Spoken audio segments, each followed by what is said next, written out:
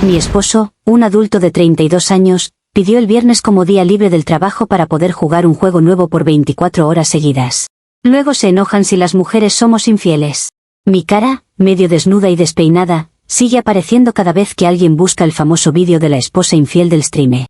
Todavía puedo escuchar en mi cabeza el sonido de las donaciones entrando mientras yo lloraba en la calle, en ropa interior, con la puerta de mi propia casa cerrada en mi cara.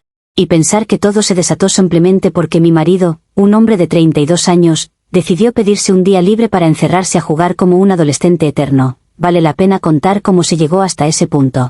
Desde el principio me pareció ridículo. Andrés, ingeniero, con un buen sueldo, un hombre que ya debería estar pensando en ascensos y en inversiones, fue donde su jefe para pedir el viernes libre porque salía un juego nuevo, uno de esos de fantasía con espadas y monstruos. Cuando me lo contó, lo dijo con una emoción que no veía en él desde hacía años, pero no por mí, no por nuestro matrimonio, sino por su bendito juego. Yo lo miré y solo pensé que tenía al lado a un adulto que quería jugar todo un día entero como si siguiera viviendo en el dormitorio de la universidad. La semana previa al famoso viernes fue un desfile de paquetes llegando a la casa. Que si el micrófono nuevo, que si la cámara, que si las luces, que si la silla ergonómica porque iba a estar muchas horas sentado. Hablaba de su maratón como si fuera un evento histórico. Decía que había avisado en su canal de streaming, que todos estaban emocionados, que quizá por fin llegaría al siguiente nivel de suscriptores. Yo lo escuchaba con una sonrisa tensa mientras hacía números en mi cabeza, pensando en lo que podríamos haber hecho con ese dinero en unas vacaciones reales o al menos saliendo a cenar a un sitio decente. El viernes llegó y fue como si él hubiera desaparecido de la casa aun estando dentro. Se levantó temprano, se duchó a medias, desayunó rápido y se encerró en su estudio con sus auriculares enormes de cancelación de ruido y sus latas de bebida energética, con un cartel pegado en la puerta donde había escrito que no se le molestara salvo emergencia. Emergencia, según él, era que se estuviera incendiando el edificio. Yo lo vi cerrar la puerta y sentí una mezcla extraña de vacío y rabia. Pensé que si él iba a desconectarse del mundo real, alguien tenía que recordarle que yo existía. Ahí fue cuando empecé a razonar las cosas de otra manera. Si mi marido renunciaba voluntariamente a comportarse como un hombre, si prefería pasar 24 horas mirando una pantalla en lugar de mirar a su esposa, entonces no tenía derecho a exigirme fidelidad absoluta. No se puede pedir exclusividad emocional y física si uno mismo abandona el rol que se supone que debe cumplir. No lo veía como traición, lo veía como equilibrio. Diego llevaba semanas escribiéndome, tirándome indirectas, haciéndome sentir deseada, adulta, interesante. Él se hablaba de mi cuerpo, de mis ideas, de mis planes, no de monstruos pixelados. Diego no era un desconocido. Lo había conocido en una capacitación del trabajo, un tipo seguro de sí mismo, con esa mezcla de perfume caro y sonrisa fácil que te hace sentir que el mundo gira alrededor de ti por un rato. Habíamos coqueteado de manera inocente al principio, mensajes sueltos, comentarios sobre lo cansados que estábamos, bromas sobre escapar de todo. Yo mantenía la línea porque aún quería creer que mi matrimonio tenía arreglo, pero el famoso viernes me dio la excusa perfecta. Le escribí que Andrés iba a estar encerrado todo el día, que yo iba a estar sola y que si quería pasar un rato conmigo, esa era la oportunidad. Él no lo dudó. Me dijo que llegaría cerca de las 11, cuando Andrés ya estuviera metido de lleno en su juego. A las 10:30 yo ya estaba arreglada, con ropa interior bonita, un vestido que sabía que resaltaba mis curvas y un maquillaje lo suficientemente trabajado como para que se notara el esfuerzo sin parecer que iba a una fiesta. Pasé frente al estudio de Andrés, escuché de fondo sonidos de espadas, música épica, el murmullo de su voz hablando con el chat. Ni siquiera salió a ver cómo me veía. Eso terminó de convencerme de que estaba haciendo lo que tenía que hacer para no dejarme apagar. Cuando Diego tocó el timbre, sentí un cosquilleo en el estómago que hacía mucho no sentía. Lo recibí en la puerta con una sonrisa que no le regalaba a nadie desde hacía años. Entró, miró alrededor y comentó que la casa era bonita, que se notaba que yo tenía buen gusto. Yo le dije que Andrés estaba en su mundo, que no saldría de ahí en horas, que podía estar tranquilo. Lo guié directamente a la habitación de huéspedes, la que comparte pared con el estudio, sin pensar ni por un segundo que eso pudiera ser un problema. Al contrario, me parecía casi poético que estuviera tan cerca sin darse cuenta de nada. En cuanto cerré la puerta de la habitación de huéspedes, sentí cómo cambiaba el ambiente. Diego se acercó con esa seguridad que siempre me pareció tan masculina, sin pedir permiso a cada movimiento como hacía Andrés. No voy a entrar en detalles, pero era obvio que ambos estábamos muy dispuestos. Entre besos y caricias, me sentí otra vez mujer y no simplemente la señora que paga cuentas y organiza horarios. Me reí mientras le contaba que mi marido estaba al otro lado de la pared concentrado en su mundo de fantasía, que podía estar temblando la casa y él ni se enteraría. En algún momento, entre risas, Dije que al menos había alguien en esa casa que sabía usar bien un joystick de verdad, refiriéndome a él. Diego se rió fuerte, con ganas, y eso me alimentó el ego de una forma que no me daba nadie. No bajamos la voz. En mi mente, si Andrés había elegido aislarse, si se había puesto esos auriculares que no dejan pasar ni el sonido del timbre, entonces debía asumir las consecuencias. Yo sentía que estaba aprovechando un espacio que él mismo había dejado vacío, ocupando un lugar que él había decidido abandonar. Cuanto más subía la intensidad, más me olvidaba de todo lo demás. La cama sonaba, las paredes vibraban un poco, yo me dejaba llevar, sintiéndome viva por primera vez en meses. En un momento me dio por burlarme aún más de Andrés, contando a Diego que mi marido conocía todos los trucos del juego, pero ninguno de los míos, que siempre estaba cansado, que siempre tenía algo más importante que hacer. Diego me respondía que era una lástima que un hombre así desperdiciara a una mujer como yo y no voy a negar que me encantaba escucharlo, aunque parte de mí supiera que exageraba. Yo estaba tan centrada en mi propio placer y en sentirme validada que no procesé de inmediato el sonido seco de una puerta abriéndose en algún lugar de la casa. Pensé que sería algún vecino o el viento. Hasta que, de un momento a otro, la puerta de la habitación de huéspedes se abrió de golpe y yo me quedé congelada. Andrés estaba en el marco, mirándonos. Diego se apartó de mí de inmediato, pero ya era tarde para tapar nada. Yo solo alcancé a cubrirme como pude con la sábana, con el corazón desbocado, esperando una escena de gritos, lágrimas, reproches. Lo que encontré en su cara no fue dolor ni tristeza, fue una mezcla fría de asco y de algo casi clínico, como si estuviera observando un experimento. Tenía el celular en la mano, apuntándonos, y no bajaba el brazo. No dijo mi nombre, no preguntó nada. Simplemente nos observaba y yo sentí un escalofrío que nada tenía que ver con la vergüenza, sino con la sensación de que algo más estaba pasando y que yo era la última en enterarme. Diego murmuró algo sobre que podía explicarlo, pero Andrés ni siquiera lo miró. En un momento, con esa voz plana que usa cuando está concentrado en su trabajo, Andrés soltó que saludáramos al chat. Yo tardé un par de segundos en entender a qué se refería. Fue cuando giré la cabeza y, desde la cama, pude ver la pantalla enorme de su computadora a través de la puerta entreabierta del estudio. Había un cuadro lleno de comentarios bajando tan rápido que casi no se podían leer. Veía insultos, risas, emoticones, gente hablando de la esposa infiel, de la habitación, de la pared. Mi estómago se fue al piso. Recordé de golpe todas las veces que él me había hablado de su micrófono nuevo, ese aparato carísimo que según él podía captar hasta la respiración más tenue. Yo siempre había pensado que exageraba, que era otra de sus compras innecesarias.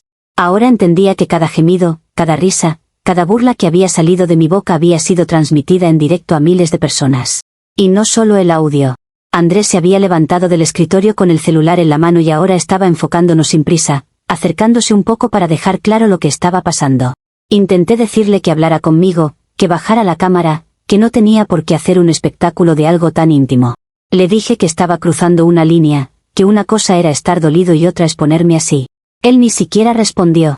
Caminó hacia la puerta de la casa con la misma calma con la que camina cuando va a la cocina por otra bebida energética. Nos ordenó que saliéramos, que no íbamos a seguir usando su casa para eso. Diego intentó ponerse los pantalones a medias, yo iba recogiendo la ropa como podía, pero todo era torpe y lento comparado con la rapidez del chat que seguía explotando en la pantalla. Cuando nos empujó al pasillo, apenas alcanzamos a ponernos algo de ropa interior. Sentí el piso frío bajo los pies, la corriente de aire en la piel, y de fondo seguía escuchando la notificación de las donaciones entrando, una detrás de otra, como si fueran aplausos. Andrés cerró la puerta con fuerza, echó el seguro y se quedó dentro, en nuestra casa, contándole a su audiencia cómo había descubierto a su esposa con otro hombre a 2 metros del estudio, leyendo los mensajes de la gente que lo felicitaba por haber reaccionado así. Me quedé un momento golpeando la puerta, sin creer que de verdad me estaba dejando fuera. Le dije que podíamos hablar, que estaba exagerando, que estaba usando algo doloroso para él como espectáculo.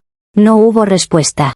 Solo escuchaba su voz al otro lado, elevada por la emoción, contando detalles que ni siquiera recordaba haber dicho, riéndose con la audiencia. Diego, pálido, murmuró que mejor se iba, que yo lo llamara cuando todo se calmara. Lo vi bajar las escaleras mientras yo, medio desnuda, buscaba en el celular el número de una amiga porque, de la nada, ya no tenía ni casa ni marido, pero sí tenía claro que él estaba ganando dinero gracias a ese circo. Esa noche terminé en el sofá de una amiga, con una bolsa de ropa prestada y el teléfono vibrando sin parar con mensajes que no quería leer.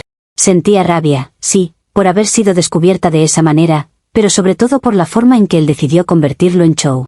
Yo podía aceptar que estuviera herido, que se sintiera traicionado, pero no que me usara como contenido sin siquiera pensarlo 2 veces.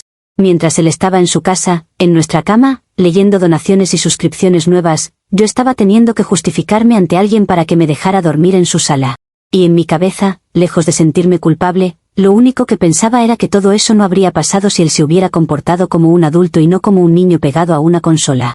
Actualización 1.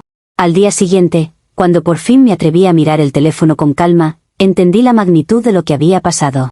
No era solo el directo de Andrés con su audiencia habitual. Había clips por todas partes. Gente que había recortado justo los momentos en los que se escuchaba mi voz al otro lado de la pared, mis risas, mis comentarios sobre él, los golpes de la cama. Habían subtitulado, editado, puesto música dramática. Los vídeos circulaban en varias plataformas, cosechando millones de reproducciones. De pronto, yo no era solo Camila, era la esposa infiel del streamer. En casa de mi amiga, ellas miraban los vídeos con una mezcla de morbo y pena ajena.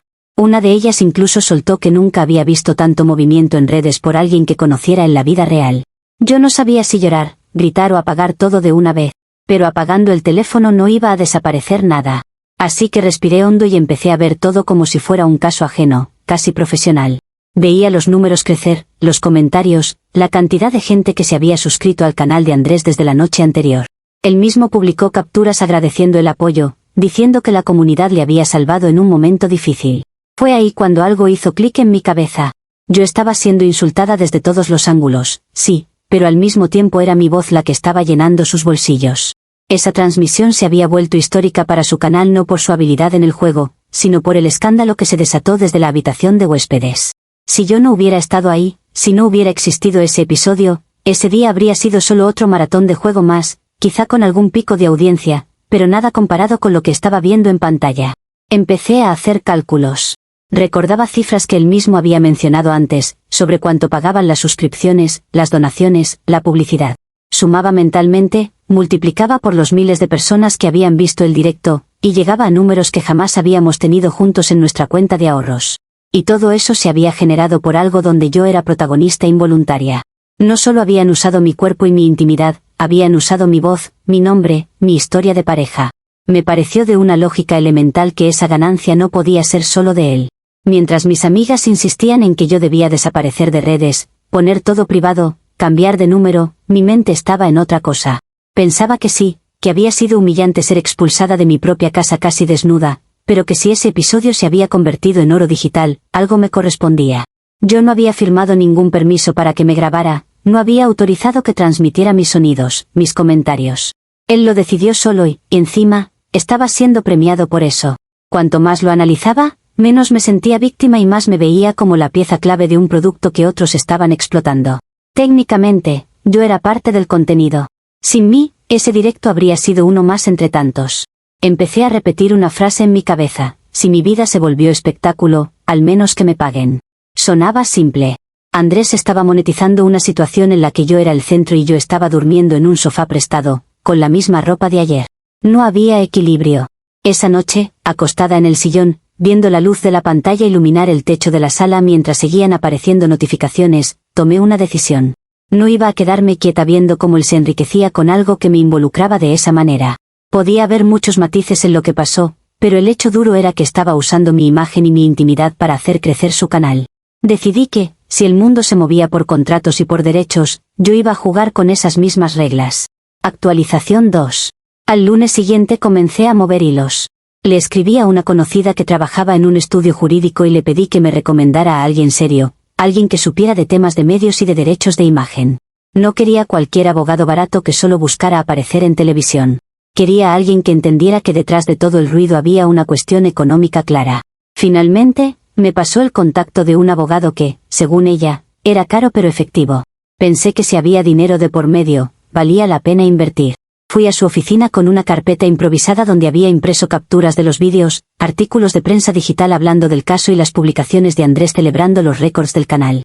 Me senté frente al abogado y le conté todo, desde el famoso viernes hasta la noche en casa de mi amiga. Él escuchaba con expresión neutra, tomando notas, deteniéndose en algunos datos, preguntando cifras aproximadas de lo que generaba un directo así. Cuando terminé, me preguntó si estaba segura de no querer iniciar un divorcio en paralelo. Le dije que eso podía esperar, que en ese momento lo importante era otra cosa. Le expliqué que Andrés había usado mi voz, mis movimientos, mis comentarios, todo sin mi autorización, para un contenido que había explotado comercialmente. Le hablé de los clips, de las reproducciones, de las donaciones en vivo. Le dije que no veía por qué debía irme yo a la nada mientras él se quedaba con todos los frutos de algo en lo que claramente yo tenía un papel central. El abogado frunció el ceño cuando mencioné detalles del adulterio, pero le dejé claro que no estaba buscando limpiar mi imagen ante el mundo, sino poner las cosas en su sitio desde el punto de vista económico. Terminamos definiendo una estrategia. No se trataría de una demanda por divorcio ni por daño moral, sino por derechos de imagen y uso no consentido de contenido íntimo en el espacio del hogar. La idea era reclamar un porcentaje de las ganancias generadas por ese fin de semana en concreto, además de una indemnización por violación de privacidad. Yo propuse que lo justo era el 50% de todo lo que hubiera entrado por suscripciones, donaciones y publicidad asociada al vídeo, porque sin mí no habría existido el fenómeno. El abogado preparó la documentación con rapidez. Me pidió que firmara poderes, que aportara todo el material posible que demostrara cómo él mismo se jactaba de haber convertido la situación en contenido. Yo le envié enlaces a los directos, capturas donde Andrés agradecía a la comunidad por el apoyo económico, y artículos de portales de entretenimiento que hablaban de su crecimiento repentino como creador. Cuanto más veía esa recopilación, más segura me sentía de que estaba haciendo lo correcto. No se trataba de llorar por una relación rota, se trataba de reclamar lo que me correspondía en términos concretos. Cuando por fin la demanda estuvo lista y se presentó, sentí una extraña calma. Era como si al poner todo por escrito y llevarlo a un juzgado, la situación dejara de ser un chisme de internet para convertirse en algo serio, con reglas, con procedimientos. Imaginaba a Andrés recibiendo la notificación, viendo su nombre en la demanda, leyendo que su esposa le reclamaba la mitad de las ganancias del famoso directo. Me lo imaginaba nervioso por primera vez desde que todo empezó, y eso me daba cierta sensación de equilibrio, de que por fin no era solo yo quien estaba a la defensiva. No voy a decir que no dudé en algún momento. Sabía que habría gente que vería todo como una locura, que diría que no tenía cara para reclamar nada. Pero para mí nunca fue un asunto moral, sino práctico. Él había decidido convertir nuestra intimidad rota en espectáculo y le había funcionado muy bien. Lo mínimo era que compartiera el resultado con la otra persona involucrada. Si iba a haber consecuencias para mí, al menos tenía que haber también beneficios. Actualización 3. Lo que no anticipé fue la forma en que Andrés iba a reaccionar una vez que recibió la notificación. En lugar de tomarlo con seriedad o manejarlo en privado, hizo exactamente lo que mejor sabe hacer, prender una cámara y contarle todo al mundo. Una tarde, mientras revisaba correos, vi que me empezaban a llegar mensajes de conocidos diciéndome que estaban viendo su directo. Entré desde una cuenta anónima y ahí estaba él, sentado en su silla gamer, con la demanda impresa en la mano, leyéndola párrafo por párrafo entre risas. Describía mis argumentos como si fueran un chiste. Decía que su esposa, la misma que lo había engañado a 2 metros del estudio, ahora quería cobrarle por los gemidos, que pretendía quedarse con la mitad de las ganancias del mejor directo de su vida. El chat estaba enloquecido. Cada vez que mencionaba una cifra, la gente enviaba más donaciones, más mensajes burlones. Él aprovechaba cada comentario para rematar, se hacía el sorprendido, hacía voces, imitaba como supuestamente yo había hablado con el abogado. Yo sentía un calor en la cara, no de vergüenza, sino de indignación. Otra vez estaba usando algo serio para entretener. A partir de ese directo, la historia dio una nueva vuelta en redes. Ya no era solo la esposa infiel del streamer, ahora era también la mujer que pretendía demandarlo por derechos de imagen del escándalo. Los titulares en internet eran cada vez más creativos, hablando de ambición, de descaro, de ego. La figura de Andrés, en cambio, se reforzaba como la del hombre que había sabido sacar algo positivo de una crisis personal. Él quedaba como el trabajador traicionado que, aún así, seguía adelante con su carrera digital. La gente necesitaba un villano y una víctima, y parecía que ya habían decidido quién era quién. Yo, sin embargo, no veía razón para retroceder. Cada noticia que hablaba del caso demostraba la misma cosa, que el vídeo y todo lo que lo rodeaba seguían generando atención, clics, ingresos. Si el tema estaba tan vivo como para llenar programas de chismes, entonces estaba más justificado que nunca lo que yo estaba reclamando. Me reuní otra vez con mi abogado y le dije que no pensaba echarme atrás solo porque él hubiera decidido convertir también la demanda en espectáculo. Al contrario, esa exposición reforzaba que estaba utilizando mi imagen incluso en la etapa legal. Los días previos a la audiencia preliminar fueron un caos de notificaciones y mensajes, pero yo traté de mantenerme enfocada en lo que venía. Elegí cuidadosamente la ropa que me pondría, algo sobrio pero elegante, que recordara que yo no era una caricatura de internet sino una profesional, una mujer con un cargo serio. Imaginaba al juez leyendo el expediente, viendo las capturas, entendiendo que, más allá del morbo, Había una cuestión de derechos que no se podía ignorar simplemente porque la historia era escandalosa. El día de la audiencia llegué temprano al tribunal. El edificio olía a humedad y a papel viejo, pero por fuera había cámaras y micrófonos, periodistas que se habían enterado del horario y esperaban sacarle jugo a la situación. Vi a Andrés llegar con una expresión relajada, casi divertida, como si fuera una entrevista más. Algunas personas lo reconocieron y le pidieron fotos. Yo mantuve la cabeza alta, acompañada de mi abogado, sin darle el gusto de verme encogida. En el pasillo, mientras esperábamos que llamaran nuestro caso, alcancé a escuchar a dos personas comentar que qué cara había que tener para engañar a un marido y luego demandarlo, pero me limité a respirar hondo y mirar hacia otro lado. No iba a dejar que la opinión de gente que ni siquiera conocía todo el contexto marcara mis decisiones. Cuando finalmente abrieron la puerta de la sala y mencionaron nuestros nombres, entré con la firme idea de que, al menos ahí dentro, las cosas se tratarían con seriedad y con lógica. Actualización 4. La realidad dentro de la sala fue mucho más rápida y dura de lo que yo esperaba. Apenas nos sentamos, el juez hojeó el expediente con impaciencia, como si ya hubiera formado una opinión antes de que nadie abriera la boca. Mi abogado empezó exponiendo el caso, explicando que se trataba de uso de imagen, de privacidad vulnerada, de un contenido que se había monetizado sin el consentimiento de todas las personas involucradas. Yo lo escuchaba hablar con tono seguro y creía que aquello tenía sentido, que estaba planteado de forma impecable. Pero el juez lo interrumpió al poco tiempo. Señaló con frialdad que lo que había quedado registrado en el famoso vídeo no era una escena doméstica cualquiera, sino un acto de adulterio cometido en el domicilio conyugal. Dijo que resultaba chocante que la persona que había protagonizado esa infidelidad pretendiera ahora reclamar derechos económicos sobre la difusión accidental de ese acto, como si se tratara de una obra artística. Usó palabras como audacia moral y otros términos que se clavaron en mi oído aunque yo tratara de concentrarme en otra cosa. Mi abogado intentó reconducir el argumento hacia la cuestión de la intimidad vulnerada, pero el juez ya había decidido el tono. Indicó que, de acuerdo con la documentación y las leyes aplicables, no veía base para admitir una demanda que en la práctica buscaba premio económico derivado de un comportamiento que, además, había sido la causa del conflicto. Dijo que el hecho de que Andrés hubiera encendido la cámara y transmitido era reprochable en otros planos, pero que, dado el contexto, no correspondía sentar un precedente en el que alguien buscara lucrar de esa forma con su propia infidelidad. Todo terminó en cuestión de minutos. La demanda fue desestimada sin siquiera pasar a una etapa más profunda de análisis. El juez ordenó archivar el caso y dio por cerrada la audiencia. Yo me quedé sentada un segundo, todavía intentando procesar que todo lo que habíamos preparado no había servido de nada. Andrés, en cambio, se levantó con una sonrisa que no intentó disimular. A la salida, lo vi hablando con periodistas, relatando que la justicia había puesto las cosas en su sitio, que alguien había intentado aprovecharse de una situación dolorosa y que, por suerte, el sistema no lo había permitido. La cobertura mediática posterior fue incluso peor. Los titulares no se centraban en la cuestión legal, sino en la humillación pública.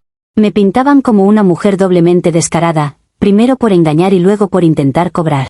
Encontraban las fotos menos favorecedoras, usaban fragmentos de mis redes de años atrás, todo para armar un personaje que encajara con lo que les daba audiencia. A Andrés, cada nota le regalaba más visibilidad, más simpatía. Él seguía sumando seguidores, invitaciones a podcast, entrevistas donde repetía la historia con ligeras variaciones según el tono del programa. Lo verdaderamente grave vino unos días después, cuando recibí un correo de la Junta Directiva del Colegio Santa María, donde yo me desempeñaba como directora general.